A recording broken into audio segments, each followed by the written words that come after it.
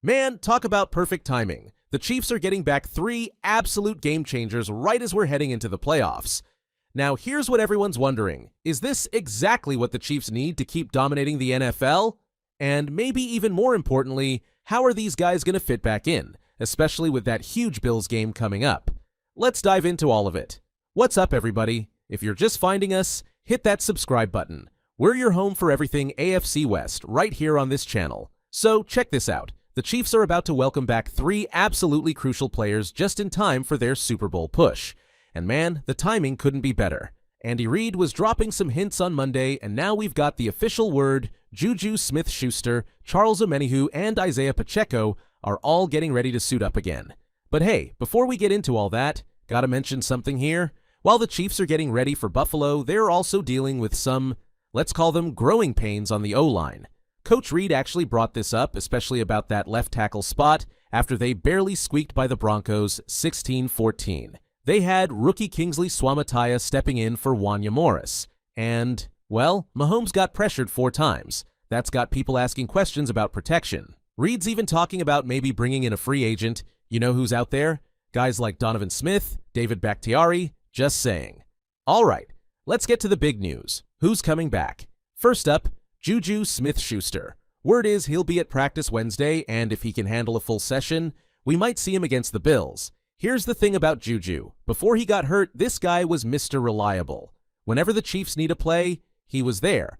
And now, just imagine this. You've got JuJu back out there with DeAndre Hopkins and Travis Kelce. That's not just 3 receivers, that's 3 different kinds of headaches for any defense trying to cover them. Think about what JuJu brings back to this offense. He's not just catching balls. This guy knows exactly where to find those soft spots in zone coverage. And now you're telling me defenses have to worry about him and Hopkins and Kelce? Good luck with that. Those scoring opportunities that have been kind of tough to come by, they might just start opening up. I mean, look at what you've got here. 2 guys who are, you can say, the Hall of Fame type guys, Hopkins and Kelce, and now you're adding someone who just gets it. Gets where to be, gets how to break down a defense. That's the kind of thing that keeps defensive coordinators up at night.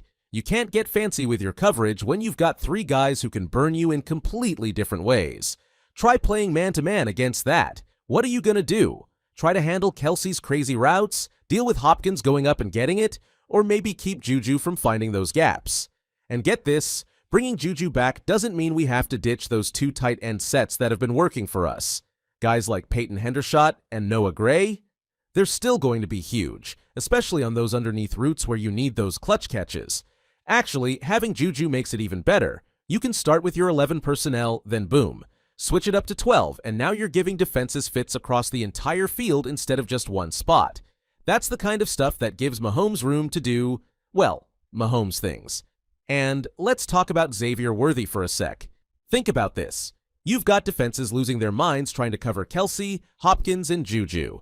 Know what that means for Xavier? Pure opportunity, baby. Yeah, he's had some rough patches lately, but man, when you've got 3 stars pulling all the attention, that's when a young guy like Xavier can just play ball, stop overthinking, and show us what he's really got. Looking at that Bills game coming up, that's exactly the kind of setup we need. Now, let's break down what it means to get Pacheco back. Here's the deal. While we've got a couple weeks to get him and Omenihu back to full speed, don't expect to see either of them against the Bills just yet. I mean, Buffalo plays physical, right? So maybe we take our time here. But I'll tell you who's pumped about Pacheco coming back. Kareem Hunt. And can we talk about how Hunt's been balling out? Stepping up, carrying the load, showing up in the passing game. The way he plays downfield actually matches up perfect with what Pacheco brings. In a perfect world, once Pacheco's back at 100%, you might see him taking those early downs, with Hunt becoming our passing down specialist. Talk about a 1-2 punch that keeps both guys fresh all game long. Look, Pacheco probably isn't suiting up this week, but even if he just gets a few snaps, that starts building that chemistry with Hunt. Yeah, going from being the main guy to sharing carries isn't always easy, but trust me, this is going to help both of them in the long run. I mean, Hunt's been carrying a heavy load lately, running, catching, doing it all.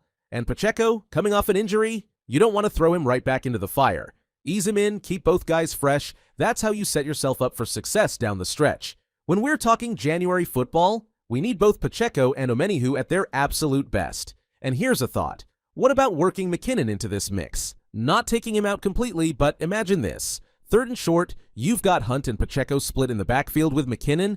That's 3 different guys who can catch or run. How do you even defend that? Speaking of 3rd and short, we've been pretty solid there, right? Adding another passing option out of the backfield, that's just giving those tackles some extra help.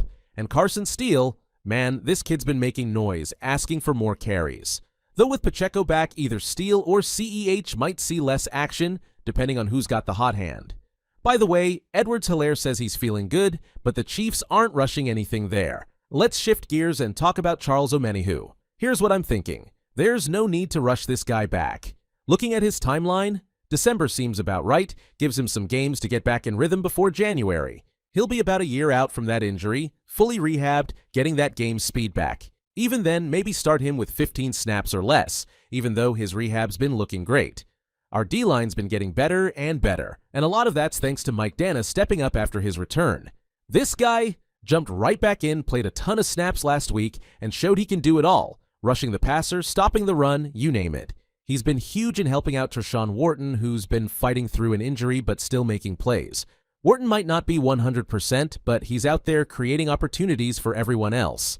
And how about Derek Nottie? Playing through that tricep issue that's limiting his movement, but still getting it done. This is where experience shows up. Guy knows exactly where to be, how to play smart when he can't play at full strength. He's still anchoring those early downs, still plugging those gaps in the run game. That's the kind of toughness you need. This rotation we've got going on the interior, it's working. Dana's turned into our Swiss Army knife.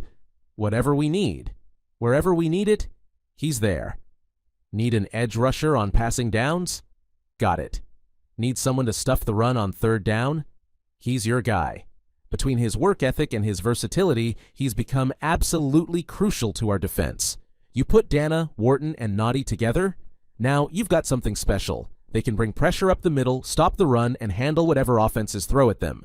That's going to be huge against teams like the Bills, who love giving their quarterback time to throw.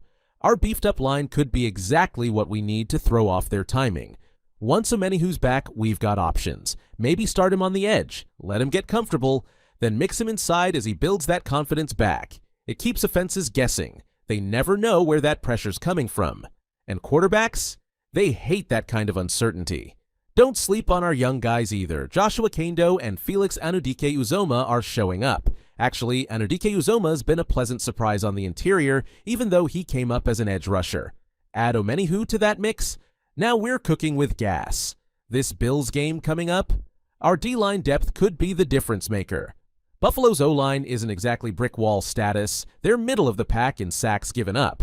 You get consistent pressure on Josh Allen, his numbers drop significantly. That's where our rotation comes in. Keep those legs fresh, keep that pressure coming. And let's think bigger picture, playoffs.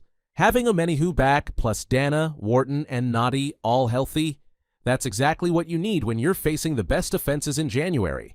The way we're timing these returns, getting guys back in rhythm, Chiefs Kingdom, we might be looking at something special here. That's off for today. If you're feeling what we're talking about here, don't forget to smash that like button, hit subscribe, and turn on those notifications. We're going to be right here, breaking down everything Chiefs as we head into the playoffs.